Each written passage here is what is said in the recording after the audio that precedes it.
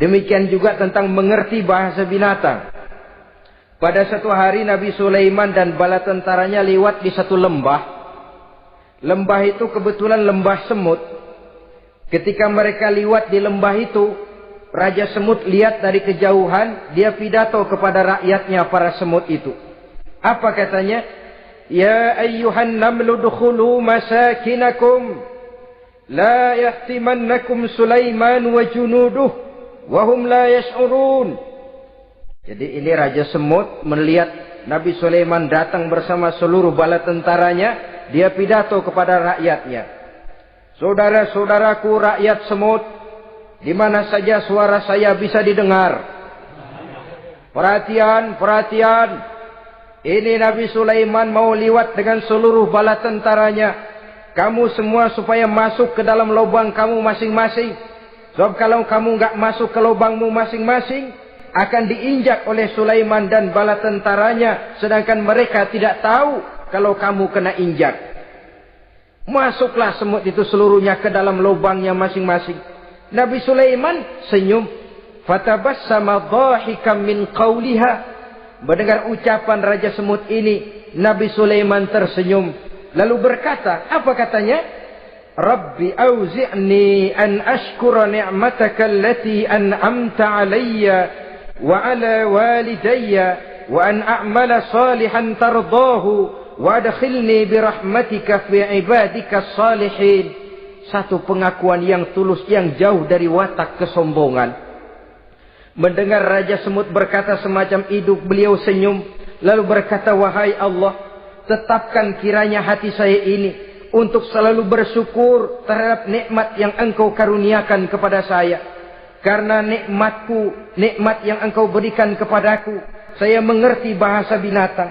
Karena mengerti bahasa binatang, saya mengerti seruan Raja Semut itu.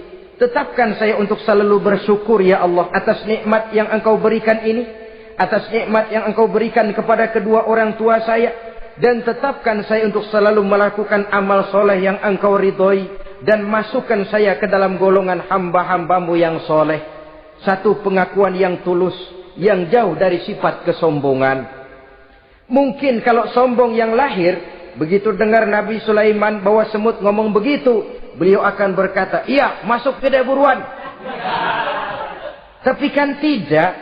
Malah beliau perintahkan bala tentaranya, pasukan, berhenti. Ada apa Nabi Sulaiman? Di depan kita ada kerajaan semut. Mereka lagi kocar-kacir masuk ke sarangnya masing-masing. Tunggu sampai mereka masuk dan kita bisa lewat dengan aman tanpa harus menginjak-injak mereka. Bala tentaranya di stop dan berhenti.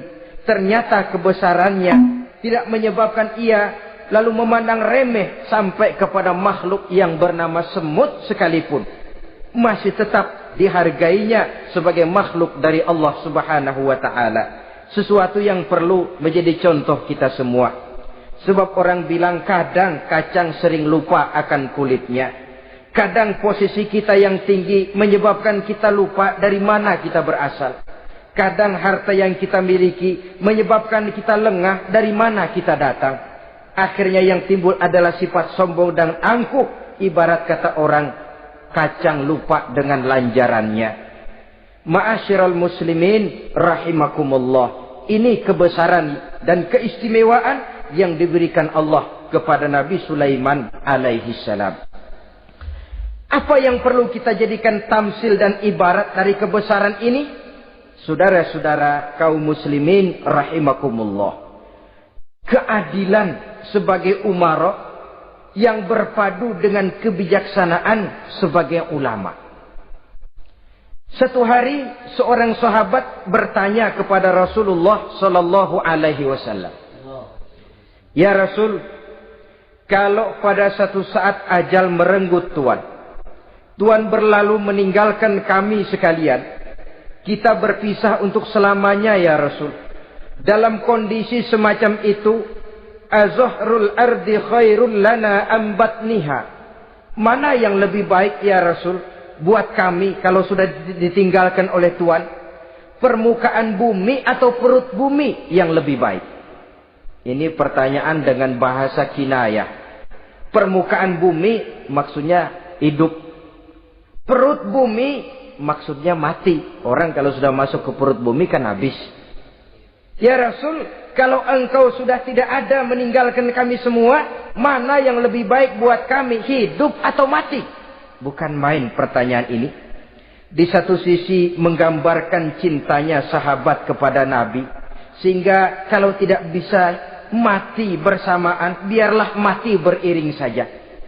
Di lain pihak juga mencerminkan bingungnya sahabat kalau sudah ditinggalkan oleh Rasul.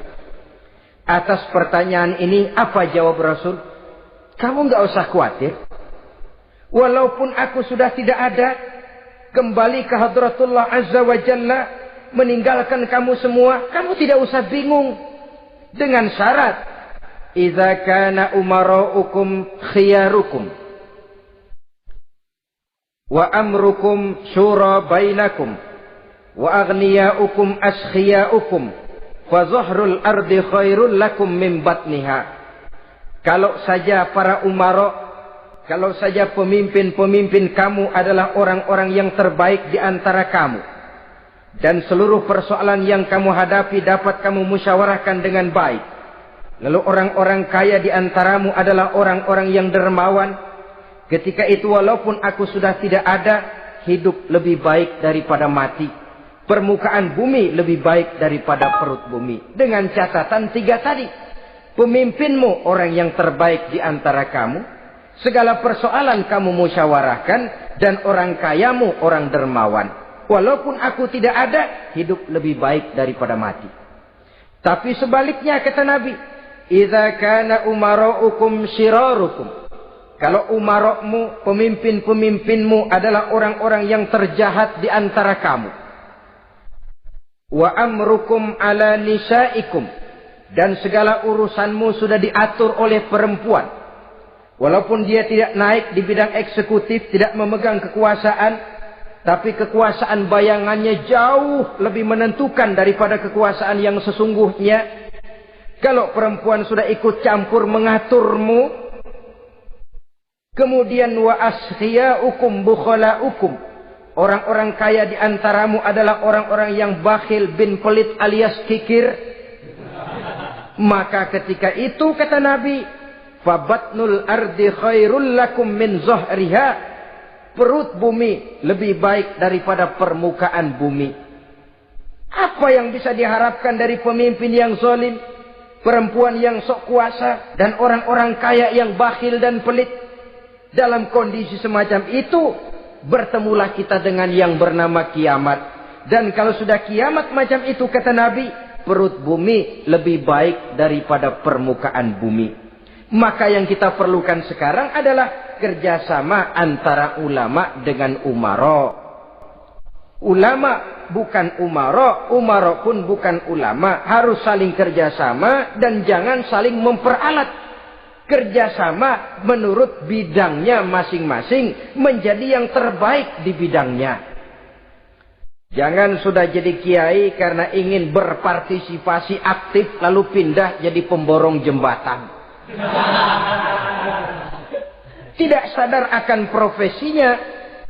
Dan orang lalu tidak bisa berkata, apaan kiai mubalik bisanya cuma ngomong saja. Sekarang kan zaman pembangunan perlu karya nyata. Mana ada ustadz kiai mubalik bikin irigasi. Cuma pidato saja. Apa kemiskinan bisa diatasi dengan pidato? Ini juga orang tidak ngerti urusan. Wong Nabi saja ngajarin kok. Iza wusidal amru ila ghairi ahlihi fantaziri sa'ah. Yang kemudian diterjemahkan dalam manajemen modern. The right man on the right job. Bahwa persoalan harus diserahkan kepada orang yang memang ahlinya. Lah kalau kiai ngurus irigasi, apa nanti lurah mau ngajar fikih? Camatnya ngajar tafsir. Kacau jadinya. Makin ruwet jalur birokrasi, makin banyak orang meninggalkan profesi dan malah melaksanakan sesuatu yang bukan profesinya. Untuk memberesi keruwetan birokrasi termasuk diantaranya menanamkan kesadaran profesi yang menimbulkan kebanggaan dan kebanggaan yang membuahkan tanggung jawab terhadap profesi itu. Sebab orang kalau sudah bekerja menurut profesinya, walaupun tidak kaya, tapi hidupnya tenang. Kenapa? Karena panggilan jiwanya. Seorang kiai yang diajak ngobek, walaupun objeknya gol puluhan juta, kaya, belum tentu tenang. Karena saya yakin bukan ke sana panggilan jiwanya.